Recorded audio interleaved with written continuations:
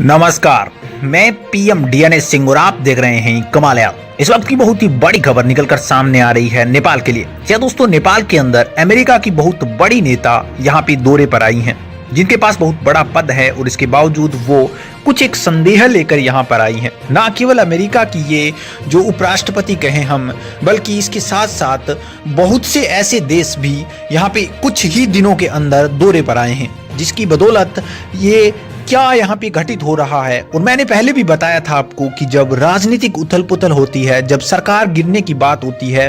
तो ना केवल एक देश पर जबकि इस देश के कारण बहुत से लोग सक्रिय हो जाते हैं कि ऐसा क्या हुआ है, क्यों हो रहा है और इससे देश को कितना ज्यादा नुकसान हो सकता है। ये आप इस वीडियो से भी अंदाजा लगा सकते हैं। दोस्तों, इसके अंदर हम इसी के बारे में बात करेंगे, तो वीडियो के अंत तक बने रहिए। और अगर आप चैनल पर नए हो, चैनल को सब्सक्राइब करके बेल आइकन दबा दीजिए ताकि आपको अगला अपडेट भी सबसे पहले मिलकर। चलिए वीडियो शुरू करते हैं। दोस्तों, आपके देश का विकास तभी संभव है जब आपकी सरकार स्टेबल है और सही से काम कर रही है। दोस्तों, देश का विकास तभी संभव है जब आपकी सरकार एकदम प्रॉपरली वैसे वर्क कर रही है जैसे कि वो एक देश के लिए करना चाहिए। लेकिन ऐसा नहीं हुआ। ऐसा पहले से ही हम कह सकते हैं कि नेपाल में आज तक कोई भी सरकार 5 साल नहीं रही और उसका यहाँ पे नुकसान बहुत बार झेलना पड़ रहा है और एक बार फिर से यही काम हो रहा है। मैं आपको बता दूं कि अमेरिका के एक बहुत बड़े अधिकारी के रूप में नेपाल में आए यहाँ पे 2 दिन के जो सम्मेलन है या फिर 2 दिन की यात्रा है, उसका मुख्य उद्देश्य है कि विशेषज्ञों का ये मानना है उसके लिए कि सरकार की जो यहाँ पे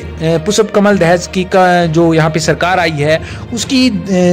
तहकीकात करने और इसके साथ साथ जो अमेरिका की परियोजनाएं चलाई जा रही हैं उसका जायजा लेने के लिए आई हैं कि क्या प्रॉपरली वर्क कर रही हैं, नहीं कर रही हैं। नहीं आना पड़ता कि अगर आपकी सरकार स्टेबल होती, नहीं आना पड़ता अगर यहाँ पे प्रॉपरली वर्क करने में कोई दिक्कत आती है और उसके बावजूद भी आपकी यहाँ पे शांति सही से सरकार की किसी को भनक नहीं पड़ती तो। लेकिन ऐसा नहीं हुआ और उसका बदौलत आप देख सकते हैं पिछले कुछ हफ्तों में अगर बात करें दोस्तों, तो काठमांडू ने अमेरिका से 3 उच्च स्तरीय यात्राएं देखी है, जो कि काफी ज्यादा क्रिएटिव यहाँ पे इनोसेंट लगती है और इसके साथ साथ काफी ज्यादा हम कहें कि डिफेक्टिव सी चीजें लगती हैं।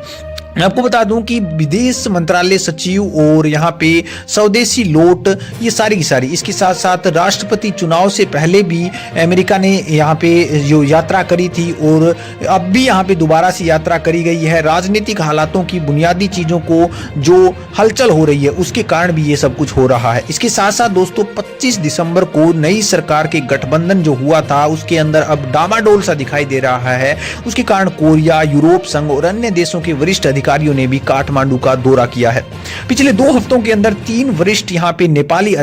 अमेरिकन अधिकारी काठमांडू पहुंचे हैं और अन्य लोगों के साथ राजनीतिक नेताओं, सरकारी अधिकारियों, नागरिक समाज के साथ, मीडिया प्रतिनिधियों के साथ बात कर रहे हैं, जो कि स्पष्ट तौर पर एक चीज को इंगित करता है कि कहीं न कहीं गड़बड़ हो रही है। काठमांडू का दौरा करने वाले पहली राजनीतिक मामले में अमेरिका के उप विदेश मंत्री विक्टोरिया न्यूलैंड थे और उसने जानने के बाद तुरंत बाद USAID के प्रमुख समता पवार 2 दिवसीय यात्रा पर आए। काठमांडू पहुंची यहाँ पे शीर्ष अधिकारियों की बैठक के अंदर कई तरह की चर्चाएं चली और अब यहाँ पे दक्षिण व मध्य एशिया मामलों का ब्यूरो SCA उप सहायक सचिव आफरीन यहाँ पे अख्तर ने काठमांडू का दौरा किया है,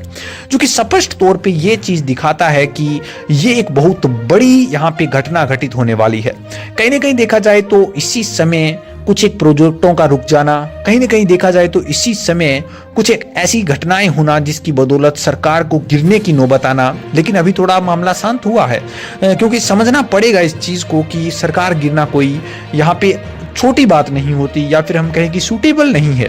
और इसी के साथ साथ बहुत सी ऐसी सिचुएशन क्रिएट हुई है इन्हीं दिनों में, इकोनॉमी का डाउन जाना, इसके साथ साथ वर्ल्ड बैंक की रिपोर्ट का सही नहीं आना, इसके साथ साथ जो एशियन बैंक है दोनों ही रिपोर्टों में जो यहाँ पे इंक्रीजिंग लेवल था वो काफ़ी ज़्यादा कम दिखाया गया, जो कि स्पष्ट तौर पे एक चीज़ को इंगित करता है कि आप जब तक स्टेबल नहीं होंगे, जब तक आपकी ये चीज़ें आपको फेस करनी पड़ेगी और आप सही से प्रॉपरली वर्क नहीं कर सकते, प्रॉपरली विकास नहीं कर सकते और इन चीज़ों को कहीं ना कहीं नेपाल को अब्जॉर्ब करना पड़ेगा।